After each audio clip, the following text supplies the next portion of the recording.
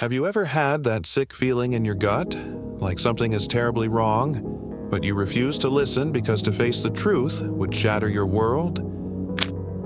For months, I wrestled with that feeling, that shadow lurking just beneath the surface of my life. Little things kept nagging at me. The way Molly's phone would light up with secretive notifications, how Marcus suddenly seemed too busy or evasive, the way they exchanged glances that said things they wouldn't say aloud. But I told myself to ignore it. I told myself I was imagining things. I wanted to believe in them, wanted to believe that the people I loved most would never betray me.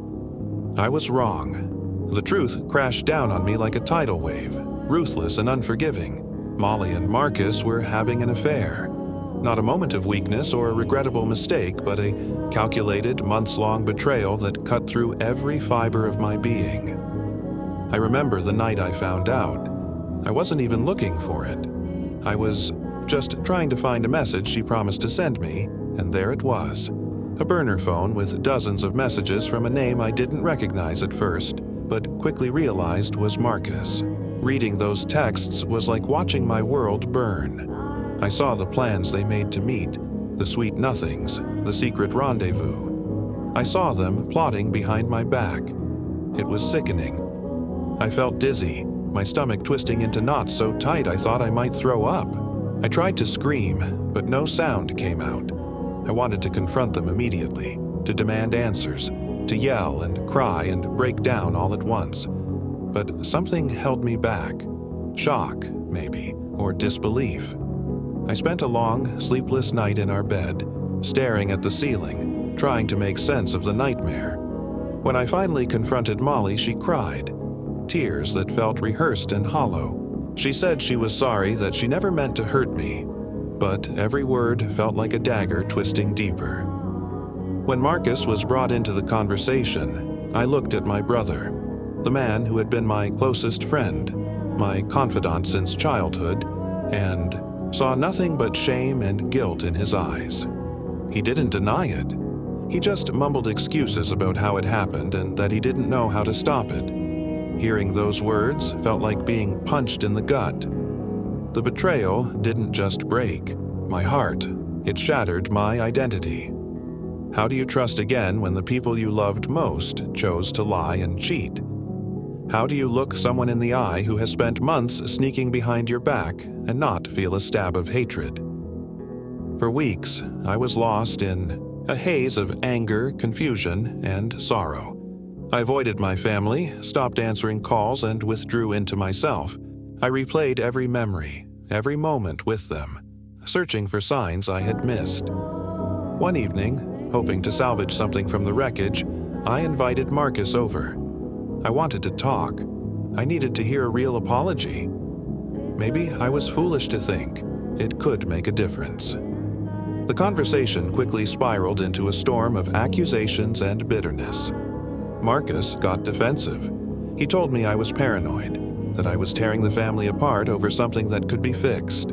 I told him the truth, that he had destroyed the family the moment he chose to betray me. Then, things escalated. Words became shouts, shouts became threats, and before I could stop it, Marcus shoved me. I stumbled backward, heart pounding with shock and fear. He lunged at me, fists flying. I raised my arms to protect myself, but the blows rained down. I felt fists against my face, my chest, my ribs. The pain was sharp and raw, but what hurt worse was the sense of betrayal burning inside. Me, my own brother attacking me in my own home. The fight was over quickly, but the damage lasted forever.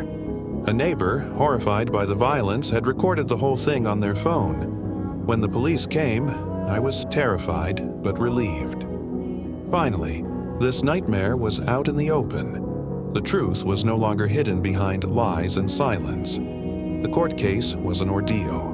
Marcus's lawyer tried every trick, claiming it was a family dispute, that I had pushed him first, that the affair somehow justified the violence. But the video evidence was damning. The prosecutor laid it out clearly, moment by moment, showing how Marcus had escalated the fight, how he could have stopped but chose to keep hitting me. She pointed out the size difference. Marcus was much bigger, and how my injuries were consistent with being attacked, not fighting back. On the stand, Marcus sobbed, claiming he was a victim of circumstances that he had tried to resist Molly, but was pursued. He painted himself as a man overwhelmed by guilt and confusion. But I had proof. The texts from Molly's burner phone showing their continued plans to meet, proving he was lying. Hearing him cry was surreal. For a moment, I almost felt sorry. But then I remembered the punches, the fear, and the betrayal. Anger washed over me again. The judge found Marcus guilty of simple assault, sentencing him to 6 months probation, anger management classes, and a restraining order that kept him 500 feet away from me and my property. He also had to pay fines and court costs. It was a victory, but a hollow one. The worst part wasn't the legal battle, it was the family's reaction. They were furious about the restraining order. My mother cried in the courthouse begging me to forgive Marcus, to keep the family together for holidays and birthdays. But how could I celebrate with the man who had assaulted me? How could I pretend everything was fine when my own blood had turned against me? Molly didn't contest the divorce, moving in with Marcus as if nothing had happened. She even tried to talk to me outside the courthouse, tears streaming down her face, saying she hoped I could someday understand. But I just looked at her and asked, "How did you think this would end after months of lies and betrayal? How could you bring my brother into our bed and expect forgiveness?" She cried harder, saying she loved Marcus and that they were trying to build a life. I thought bitterly, "Great, thanks for destroying mine." People framed their story as some tragic love tale, Romeo and Juliet caught in a forbidden romance. But it wasn't love. It was lies, cowardice, and selfishness. I told anyone who'd listen that they could have just told me the truth when feelings started, but no one wanted to hear it. My dad called, telling me to think of the family and stop holding grudges. I told him I wasn't holding grudges, I was holding them accountable. He said Marcus had learned his lesson and the family needed healing. But how, when no one wanted to admit the real damage? Therapy helped me understand boundaries and self-respect. I realized that pretending everything was okay was just telling people it was okay to hurt me again. I couldn't live that way, always wondering who was lying, what secrets were being kept. The hardest part was losing my brother, not just his family, but as a person I admired and loved. I couldn't separate who I thought Marcus was from who he showed himself to be. Some asked if I regretted pressing charges. Part of me wished I could rewind time, but the old life was a fantasy built on lies. The truth was ugly, but it was real. I decided to start over. I moved to a new city, taking a better job and leaving behind the house I couldn't afford without Molly's income. It was scary, leaving everything familiar, but it was necessary. For a while, the distance brought peace. I slept better, felt less anxious. I met new people who didn't know my story or pity me. I began to hope. Then, Marcus showed up at my apartment, violating the restraining order.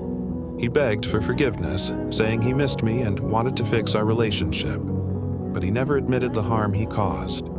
I told him the relationship was gone, broken beyond repair. He called me stubborn and angry, said I was hurting myself, but I knew I had to protect myself. After he left, my mom called, crying, saying I was too harsh and needed to forgive. I explained the purpose of the restraining order, but she couldn't understand. The family wanted to pretend none of this happened. I blocked most of them. I needed peace, not guilt trips. My therapist said this is common. Families want to go back to normal so badly they pressure victims to forgive without healing. But I can't fake it. Now, I'm rebuilding my life, stronger, wiser, and finally, at peace. If you've been betrayed by those you trusted, know that your pain is real. Your need for safety matters. Forgiveness isn't mandatory. Sometimes the bravest thing you can do is walk away and never look back.